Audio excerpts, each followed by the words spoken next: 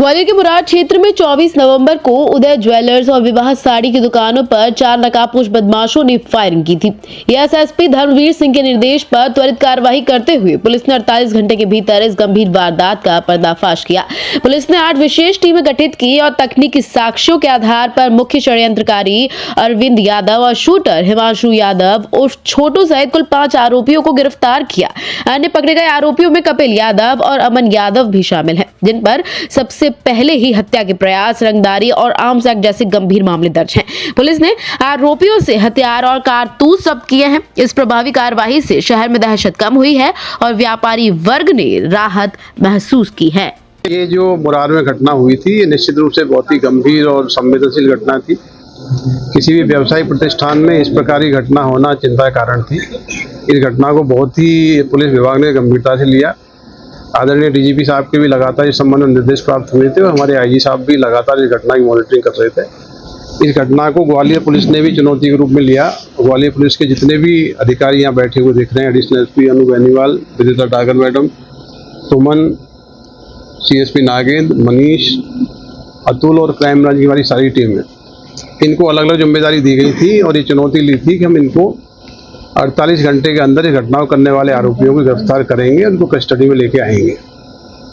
घटना होने के बाद जो सीसीटीवी फुटेज हमको मिले उसमें ये पता लगा कि इसमें प्रमुख रूप से 4 आरोपी हैं और चारों आरोपी मुंह कवर किए हुए हैं। इनको लगातार नाकाबंदी कराई गई। नाकाबंदी के बाद लगभग 4 बजे के आसपास ये इन्फॉर्मेशन थी कि ये लोग जंगल में उसमें घाटी में देखे गए हैं। उस समय इनकी गाड़ी को चेंज किया गया और उनको गिरफ्तार करने का प्रयास किया गया, लेकिन ये मौके का फ़ायदा उठा के जंगल में भाग गए थे। हमारी क्राइम ब्रांच की सारी टीमें जंगल सर्चिंग में उतारी गई और जंगल सर्चिंग में भी ये जानकारी मिल रही थी कि जंगल से बाहर अभी बदमाश नहीं निकले हैं। सीसीटीवी फुटेज के आधार पे, टेक्निकल सर्विलेंस के आधार पे और जो हमारे पास इंटेलिजेंस नेटवर्क है उसके आधार पे कल हमने इन चारों आरोपियों को शिनाख्त कर लिया था कि इस घटना में कौन कौन आरोपी है जिन्होंने मुरार के सराफा बाजार में जाके घटना की है। इन आरोपियों की पृष्ठभूमि आपराधिक है, पहले भी कई मामले दर्ज हुए हैं।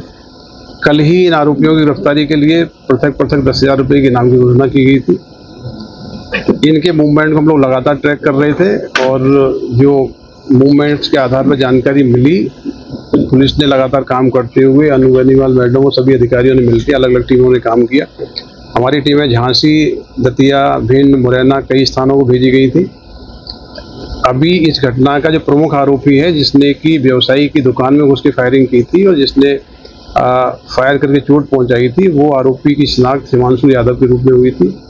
ये आरोपी बेसिकली झांसी का रहने वाला है, तो इसकी गिरफ्तारी की गई है। इसके अलावा इस घटना के अन्य जो प्रमुख आरोपी है अरविंद यादव, ये जो आरोपी कपिल यादव है उसका सगा भाई है। इस घटना के अन्य जो षड्यंत्र की भूमिका में हैं, जो साजिश करने की भूमिका में हैं, कपिल यादव और अमन, ये पूर्व से ही पुरानी घटना में पुलिस एनकाउंटर में इनकी गिरफ्तारी की गई थी और ये पुलिस की कस्टडी में ही है। तो मुरार की सराफा बाजार की घटना के जो प्रमुख 4 आरोपी हैं पुलिस ने गिरफ्तार कर लिया गया है। इनकी अभी रिमांड ली जाएगी, पूछताछ की जा रही है। घटना में जो हथियार यूज हुए थे वो जब्त किए गए हैं। जो गाड़ियाँ यूज हुई थी उनमें उनको भी जब्त किया गया है। बाकी अभी डिटेल्ड इन्वेस्टिगेशन होगी कि इसमें अन्य कौन कौन लोग षड्यंत्र में शामिल थे, किस किस व्यक्ति ने इनकी मदद की है, इस घटना का इंटेंशन क्या था।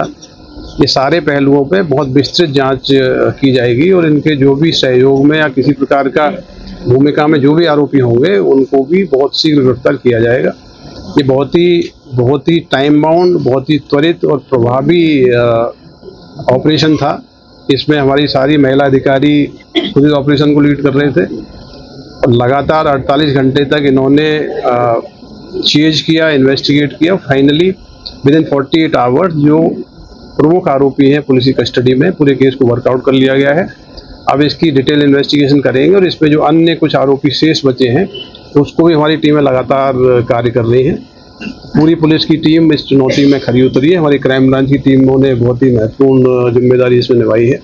सीसीटीवी सर्विलेंस के माध्यम से भी टीमों ने सैकड़ों की संख्या में सीसीटीवी कैमरे देखे हैं, जिसके आधार पर इनको आइडेंटिफाई किया गया कि व्यक्ति कौन है। इसमें जो प्रेमा फेशिया जो मोटरसाइकिल देखी गई थी, एक मोटरसाइकिल थी उसमें जिसकी गाड़ी थी उसको इन्वेस्टिगेट कर रहे हैं। दूसरी मोटरसाइकिल जोरासी के जंगल में छोड़ के भागे थे, वो एक अनिल कुशवाहा नाम के व्यक्ति की थी। अनिल कुशवाहा को हमने इन्वेस्टिगेट किया है, अभी उसको हम विचार करेंगे उसकी एग्जैक्टली भूमिका क्या थी। मोटरसाइकिल तो जब्त हो गई है, बाकी उसकी भूमिका की भी जांच करेंगे।